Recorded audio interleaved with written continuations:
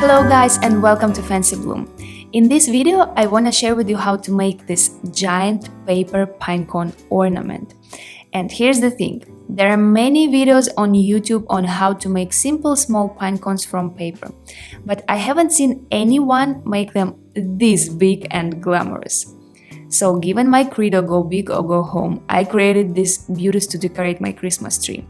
And let me tell you guys, they turn out to be so gorgeous and festive that I thought I just have to show you how to make them and maybe inspire you to make your own pinecones too.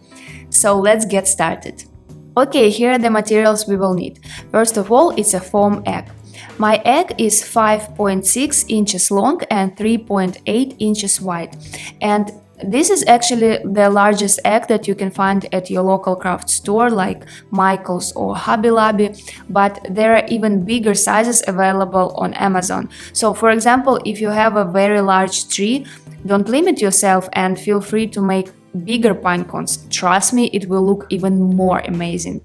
And this is how my size looks compared to the typical small egg that I see most people use to make pinecones from. You see, I also made one white pinecone out of this small sized egg just for a variety, but I think you can see that the difference is tremendous. Okay, you will also need scissors, clear glue, these small dressmaker pins, and it's also good to have a sewing thimble, especially if you will be making several pinecones or you're using thick paper like me. It just will save your fingers. You will also need a ruler, any small brush, mine from a kit from the dollar store, a regular pencil, fine glitter, small pieces of crepe paper or any other soft paper, and ornament caps.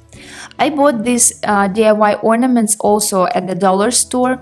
They come in a set of 2 bubbles, so for $1 I have 2 caps. But I know that you can also find these caps separately, for example on Amazon without balls. And of course you will need paper. You can use any paper you like, for example cardstock foil. I think that it will look so stunning and festive. But the most important thing is that your paper should not be too thick. Otherwise, it's very difficult to work with, and also the pins will probably not hold it in place. So here's the thing. I advise you this, although I did the opposite myself and I used the thickest paper ever. Since I'm decorating my tree in natural colors this year, I wanted my pinecones to blend perfectly with the rest of the decor, so I needed a very specific paper color.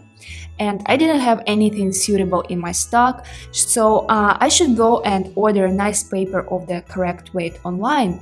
But honestly, I didn't have time to wait for delivery, so I went to Michael's and found this gorgeous, shimmery, beautiful champagne color paper that matched my decor just perfectly. But this paper is way too thick. But I had no other options and I really wanted to use it, so I decided that I would do it no matter what. But my advice to you is, of course, use much thinner paper. Ideally, I would say it should be 120 grams, like this cream paper that I used to make my little pinecone. And I think that you can go up to 160 grams, but if you use anything thicker, except for pinning, you will also have to glue your paper like me. You will see how I did it in a minute. So it will be just an extra step and extra work for you. So with all that being said, I have everything ready to start making my pinecone. First, we need to cut squares of size 2.5 inches. You can make your squares smaller, for example 2 inches, but I personally prefer larger scales and when there are not too many of them. Because when there are a lot of scales, it reminds me more of a fish and not a pinecone. Does it make sense? So from one 12 by 12 inches sheet of paper, you will get 16 squares. And from a standard 8.5 by 11 inches sheet, you will get 12 squares. On average, in my experience, it takes about 50 squares per pinecone. So consider that you will need about 4 regular sheets of paper or 3 12 by 12 sheets. Look, I mark out and line my paper with a pencil and a ruler, and then I cut it into squares with scissors. You can also use a paper trimmer if you have one. It will be much easier and will save you some time, but I don't have it, so I do it like this. Okay, the next step is to fold these squares. I use a ruler and my gridded cutting mat to fold them straight and not skew. You can also mark the middle point with a pencil first and fold it. I advise you to take your time and don't do it just by eye, because if your scales are skewed, it's much more difficult to assemble the pinecone. So we need them to be nice and straight.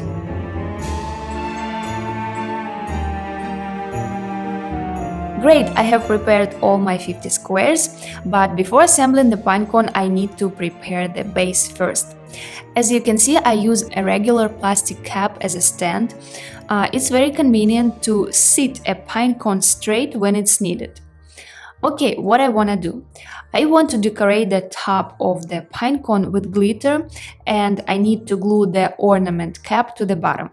And before I glue the glitter or the cap, I need to glue these places over with paper. And in general, it's always better not to glue anything directly onto the foam, because you should remember that hot glue melts the foam.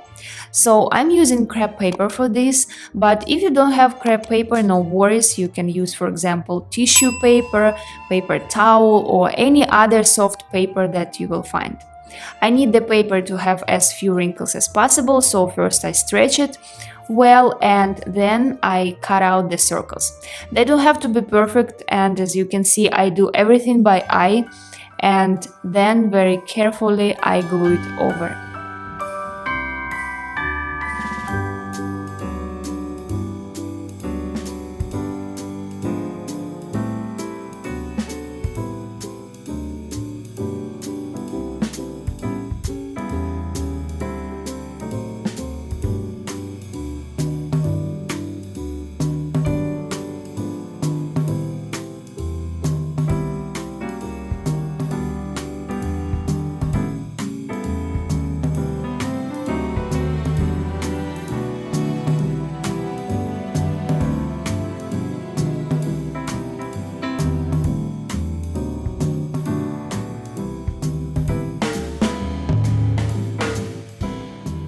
Then I need to glue the cap.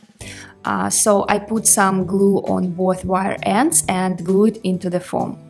Try to find the right place and glue the cap exactly in the center. This is actually important because you don't want your pinecone to be skewed. So be precise and pay attention to this. And then, in addition, I always make sure to glue the join around the cap with a good amount of glue to secure it really well. Perfect. While the glue dries on the bottom, I seat the egg in a cap and cover the top part with a pretty thick layer of glue first. And then I cover it generously with glitter.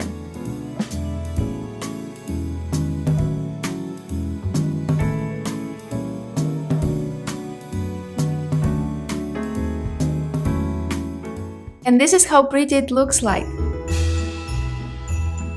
Okay, the good news is that we don't have to wait for the glitter and glue to dry because we won't touch it anyway, so I can finally start to assemble the pinecone. The first row will consist of 4 scales. So I start to pin the first one. And right away you can see what I was talking about. The pins cannot hold my too thick and heavy paper. So I just have to glue it too to secure it in place.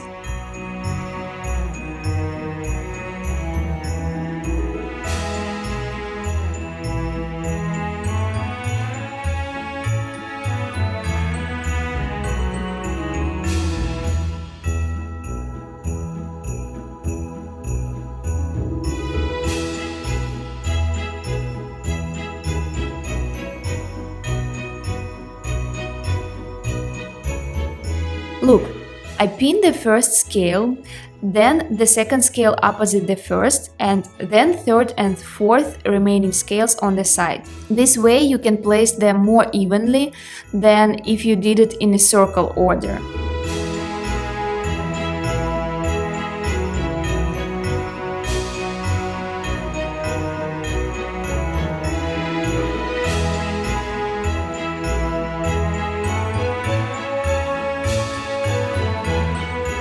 I add just a drop of glue to the pins because they don't hold my paper, as you can see here, but further I will be adding glue on the paper too. You will see it in a minute.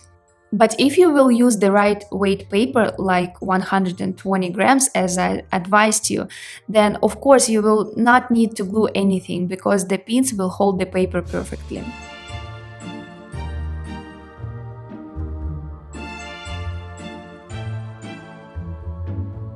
Try not to skew the scales and make this first row very neat. Always look for the horizontal line.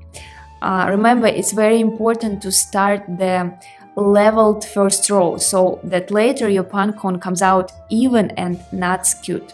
Here I also add one pin for each scale at the bottom to help the paper fit better.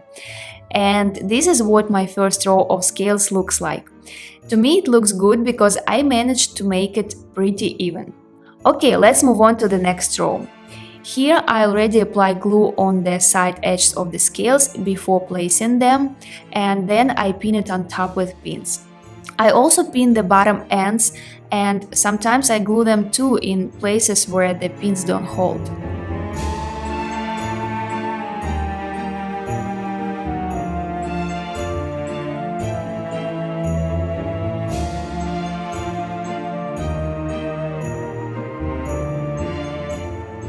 Now look, every next row I step down a little less than an inch. And I would actually not advise you to step less than this, because if you place the scales too frequently, as I told you already, they will look more like a fish scales to me. So I hope it makes sense. Always look for a horizontal line and follow that all the scales are exactly parallel to the base of the pinecone. It often happens that the pins don't want to go inside and bend. This usually happens if you do it too quickly and press too hard, so don't be rushed and insert the pins slowly. Then, even using thick paper like mine, your pins won't bend, I promise. Okay, starting from about 4th or 5th row, the paper begins to stick out more and more on the bottom part because we have a round base, right? But we need the paper to follow the shape of the base as much as possible and to cover it as tightly as possible. So I start to kind of pinch the paper in the middle of the scales to repeat the round shape of the base. And then I fix this pinch with a pin. So like this I continue to pin and glue all the remaining scales.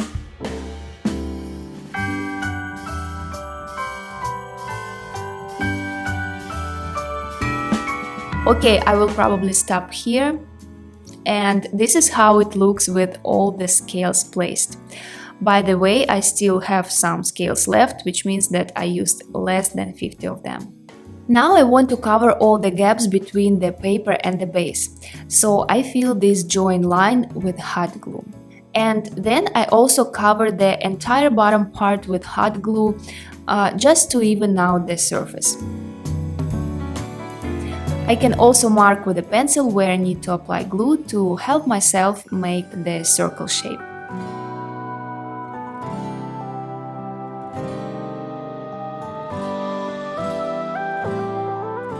Okay, once the hot glue has hardened, I can start decorating my pinecone. And I want to decorate the edges of the scales with glitter. So if you want to do the same, you will need any transparent glue. Please note that hot glue will not work for this because it hardens way too quickly. Look, I will apply the glue with the brush to the very edges of my scales. And the most important thing for you to understand here is that the strip of glue should be very thin, but the layer of glue should be thick. From my own experience, I can say that if this strip of glue is too white, it will not look as chic and polished as when the strip is fine. And if your layer of glue is not thick enough, the glitter will not adhere well, which also will not look good. So you have to meet both of these criteria: a thin line, but a thick layer. I hope it makes sense. So take your time and get it done very neatly. When I apply the glue, I generously sprinkle it with glitter. And speaking of glitter, I like to pay attention that I'm using a very fine glitter, because I have tried using larger glitter and it just doesn't look as pretty as this extra fine one. This is just a side note for you. If you're interested, the color of my glitter is called a silver and champagne mix. If I see that I have messed up with glue somewhere, I can easily clean it because the glue remains wet for a very long time until it completely dries, so I have time to clean it. Like this, working row by row, I carefully apply glue and glitter to all the scales of my pinecone. Bring me good tidings, some goodwill to this man, since now I got my wishes down to one. Oh, so check out my list, 'cause I've already got it done.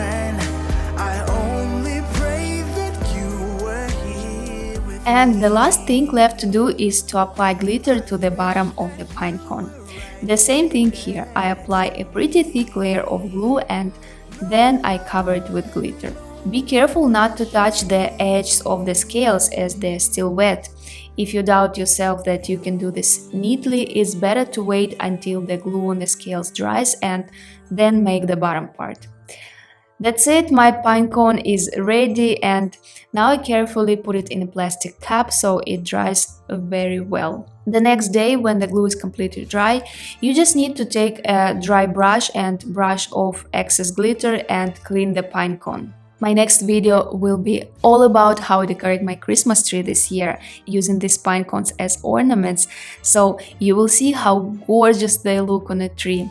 And let me know in the comments, would you decorate your tree with such giant and glamorous pinecones? Okay guys, I hope you enjoyed this video tutorial. If so, remember that your like is the free equivalent of thank you. Also, don't forget to subscribe to this channel for more DIY videos like this. Thanks for watching and see you very soon.